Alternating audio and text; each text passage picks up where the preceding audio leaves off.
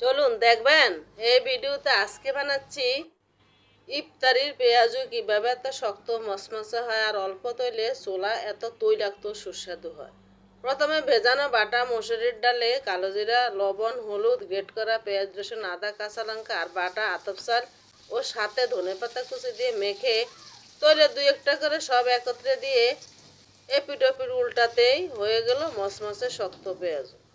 এবার জিরা ও তেজপাতা সম্ভারে হলুদ গুঁড়ি, মরিচ গুঁড়ি, লবণ, জিরা ও ধনিয়া গুঁড়ি, গ্রেট করা পেঁয়াজ, রসুন, আদা, কাঁচা লঙ্কা দিয়ে ভালো করে নেড়ে চেড়ে সাথে টক দইয়ে ভালো করে কষাবেন। যে মশলা থেকে তেল বের হয়ে হবে অমনি টুকরা টমেটো ও ভেজে রাখা আলু সিদ্ধ করে রাখা দু বাটি ছোলায় নেড়ে চেড়ে নিয়ে সামান্য জলে কাঁচামরিচ ফাড়া, বাটা গরম মশলা দিয়ে আবারও নেড়ে ছেড়ে ধনেপাতা কুচি ছড়িয়ে দিয়ে নামিয়ে নিতেই হয়ে গেল তৈলাক্ত সুস্বাদু ছোলার ডাল।